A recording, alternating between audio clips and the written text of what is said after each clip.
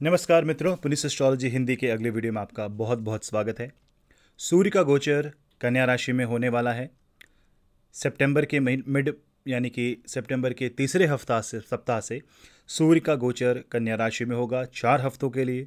हर साल ये गोचर होता है, पर इस गोचर को समझने के लिए सूर्य का कन्या राशि का जो भाव फल है वो जानना जरूरी है, और उसके साथ साथ बाकी ग्रहों की परिस्थिति क्या बनती है उसके बेसिस पे ही सूर्य का हम गोचर फल निर्धारित कर सकते हैं।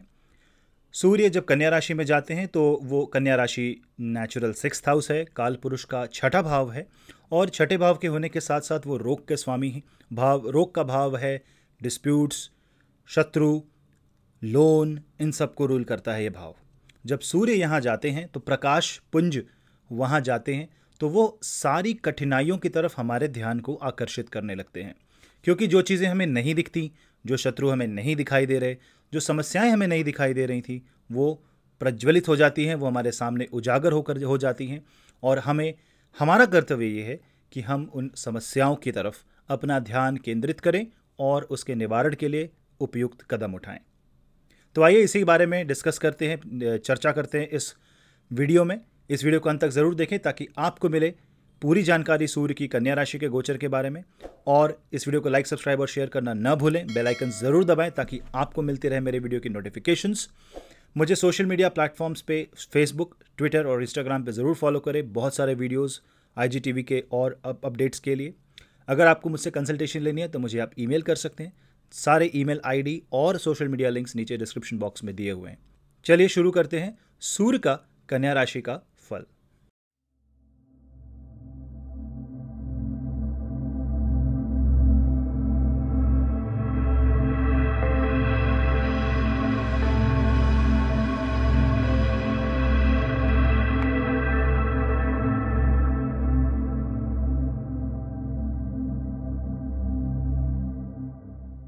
सूर्य जब कन्या राशि में गोचर करते हैं तब वह अपनी राशि सिंह राशि से द्वितीय है।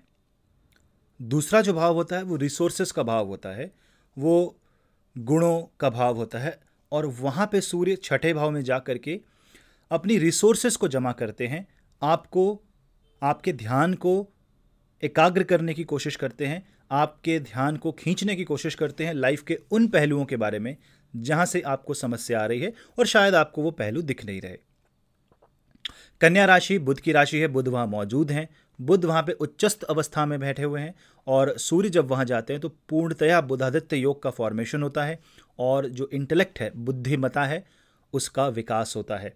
यानी ये समय आपकी जीवन की समस्याओं पे बुद्धिपूर्वक उपाय निकालने का समय है।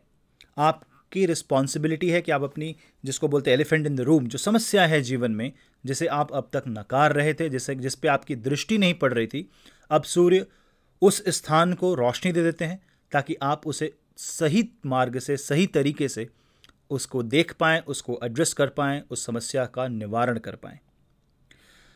यहाँ पे 2-3 बातें जाननी बहुत ज़रूरी हैं। सूर्य जब कन्या राशि में जाते हैं तो उनकी डायरेक्ट जो सप्तम दृष्टि है वो पड़ती है मीन राशि पे। अब मीन राशि क्या है? मीन राशि पीछे, सिर के पीछे का भाव है। अगर जो लग्न है वो आपका सिर है, वो आपकी दृष्टि है, तो जो मीन राशि होती है वो पीछे की तरफ आती है। कैसे?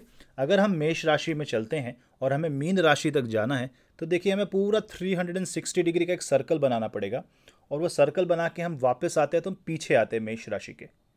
तो मेष राशि के पीछे आते तो मीन राशि आती है। यानी कुछ चीज़ें जो आपके सामने हैं लेकिन आप देख नहीं सकते क्योंकि वो आपके सिर के पीछे आती है, पीठ पीछे की बात है जिसको बोलते हैं। इसीलिए वहाँ से लॉस भी आता है, बिकॉज हमारी दृष्टि नहीं जाती वहाँ पे, तो हमें मुड़ के पीछे देखना पड़ेगा। तो वो जो पीछे क्या चल रहा है, आपके पीठ पीछे क्या बातें चल रही हैं, सूर्य उसे सामने लेकर के आते हैं। यानी शत्रु खुल के आपका विरोध कर सकते हैं।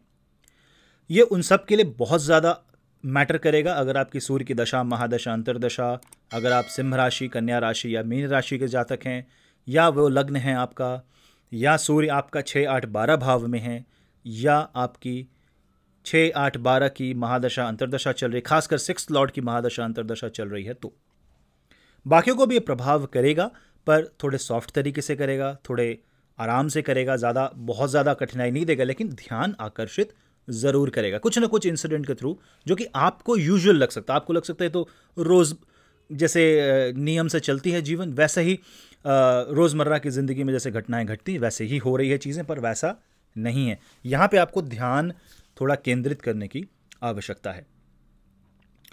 अब सूर्य का गोचर, सूर्य जो है वो बैटलफील्ड में आ जाते हैं, युद्ध भूमि में आ जाते हैं, वो शत्रुओं से लड़ने आ जाते हैं। तो सूर्य छठे भाव में जब शत्रु संहार कर रहे हैं, इसका मतलब युद्ध चल रहा है। अब वो आंतरिक युद्ध हुआ, सिंह राशि से दूसरे हैं, यानी कि अपने राज्य को बचाने के लिए, यानी अपने डिफेंस के लिए वो कर रहे हैं। तो आपकी नॉलेज पे क्वेश्चन आ सकता है, आपकी प्रोडक्टिविटी पे कोई सवाल उठा सकता है। उसको बचाने के चक्कर में आप आर्गूमेंट में पढ़ सकते हो, आप अपने आइडिया, अपने कॉन्फिडेंस के को उठाने के लिए कर सकते हो। और अगर आप डिफेंड प्रॉपर नहीं कर पाते हो, क्योंकि अगर आपका बुद्ध वीक है, अगर आप डिफेंड नहीं कर पाते हो, तो आपको ऐसा लग सकता है कि आपने जीवन में कोई कॉम्प्रोमाइज़ कर लिया या आप झुक गए, तो आपका कॉन्फिडेंस गिर सकता है, एंग्जाइटी आ सकती है, सेल्फ एस्टीम खराब हो सकती है, क्योंकि सूर्य ego, confidence, self esteem, authority, power, government, father, इन सबको रूल करते हैं, इन सबको इंडिकेट करते हैं। अब यहाँ से हम अगर आगे चलें तो हमें देखना पड़ेगा कि बाकी ग्रहों की स्थिति सूर्य से कैसी है। जब सूर्य कन्या राशि में जाते हैं तो सबसे पहले वो सर्वप्रथम शनि को देखते हैं, क्योंकि शनि पंचम भाव में है। कन्या से मकर राशि पंचम। अब पंचम भाव जो है वो सूर्य का प्रधान भाव हुआ, क्योंकि वो नेचुरल फिफ्थ हाउस के स्वामी है। सिंह राशि काल पुरुष की पंचम राशि है। तो पंचम भाव के ऊपर सूर्य का अपना एक अट्रैक्शन है। वहां पे वो अंधकार के स्वामी को देखते हैं, शनि को देखते हैं वहां पे, लेकिन मकर राशि में देखते हैं। अच्छा, इसमें खास बात क्या है कि मकर राशि वो राशि है जिसमें सूर्य सबसे ज्यादा दिग्बली होते हैं। मकर राशि काल पुरुष की 10वीं राशि है, जो दोपहर का टाइम है, 12 से 2 का टाइम है। वो सूर्य का सबसे प्रबल तेज पीक पावर होती है मकर राशि में। वहां पे शनि बैठते हैं, तो वो बता रहे हैं कि सूर्य यानी कि आपका जो ईगो है उसको डिसिप्लिन के साथ सीखना पड़ेगा। अगर आपकी कोई गलती है तो आपको मानना पड़ेगा। जबरदस्ती की लड़ाई यहां पे नहीं लड़ी जा सकती। जिनकी जो गलती है वो उसे एक्सेप्ट करनी पड़ेगी, और अगर आप भोग रहे हैं, कुछ गलत आपके साथ हो रहा है, तो उसका जस्टिस आपको मिलेगा। सूर्य आपको उसका जस्टिस देते हैं। यहां पे 2-3 चीजें देखने वाली है कि जब सूर्य का गोचर कन्या राशि में हो रहा है तो उस वक्त राहु का गोचर भी टॉरस में हो रहा है, वृषभ राशि में हो रहा है, केतु का गोचर स्कॉर्पियो में हो रहा है।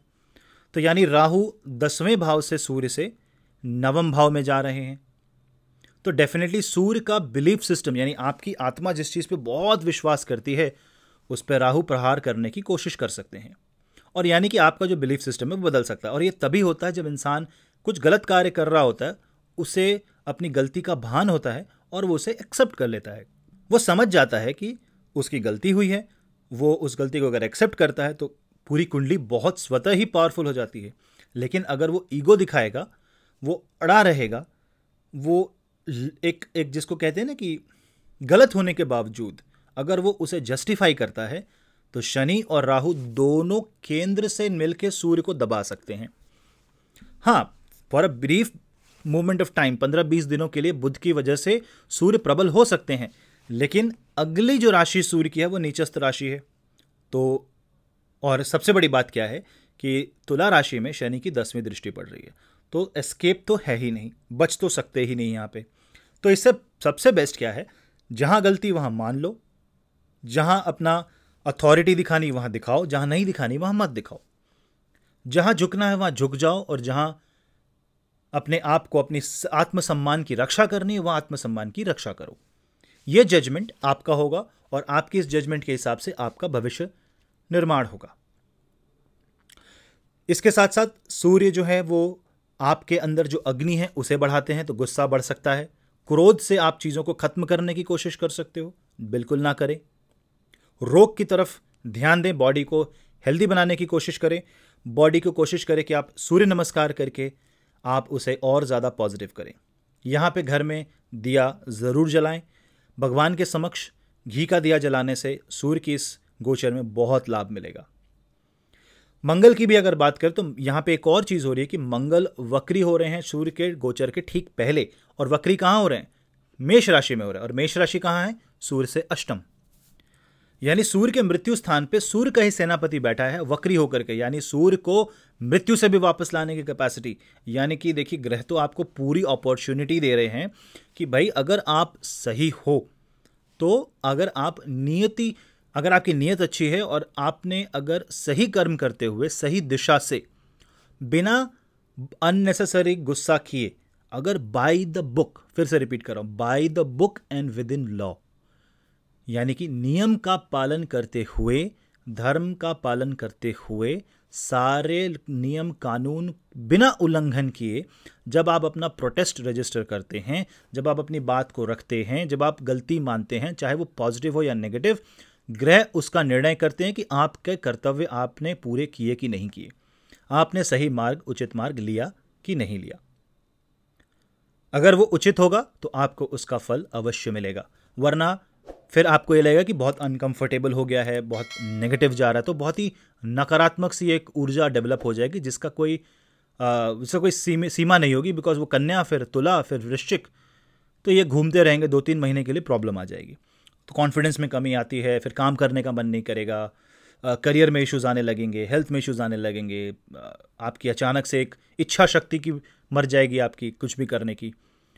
उससे अच्छा जो प्रॉब्लम है उसको एड्रेस करो, और आपको मौका मिल रहा है उसे एड्रेस करके ठीक करने का, तो बिल्कुल आप अपने हिसाब से जो आपको उचित लग रहा है, वो अगर धर्म सम्मत है, वो अगर नियम सम्मत है, तो बिल्कुल उसे उचित मार्ग से करें।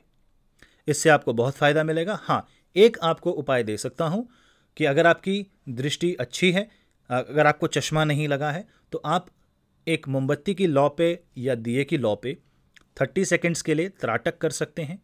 त्राटक के बारे में आप सर्च कर सकते हैं कैसे त्राटक होता है, या आप दिया जला करके भगवान के सामने सूर्य के मंत्रों का मेडिटेशन कर सकते हैं। सुबह सुबह सूर्य नमस्कार कर सकते हैं, सूर्य को जल चढ़ाएं, आदित्य हृदय स्तोत्र का पाठ करें। इससे आपको बहुत ज़्यादा लाभ मिलेगा। तो उम्मीद करता हूँ कि इस गोचर में आप अपने प्रॉब्लम्स को एड्रेस करेंगे, उसे नकारेंगे नहीं, उसे इग्नोर नहीं करेंगे, और उसके लिए जो उचित जो कर्तव्य हैं आपके, उचित जो स्टेप उठाने हैं जिस उसके लिए, वो आप ज़रूर उठाएंगे, क्योंकि आप ग्रह गोचर जो बन रहे हैं अभी, वो आपके फ़ायदे के लिए हैं।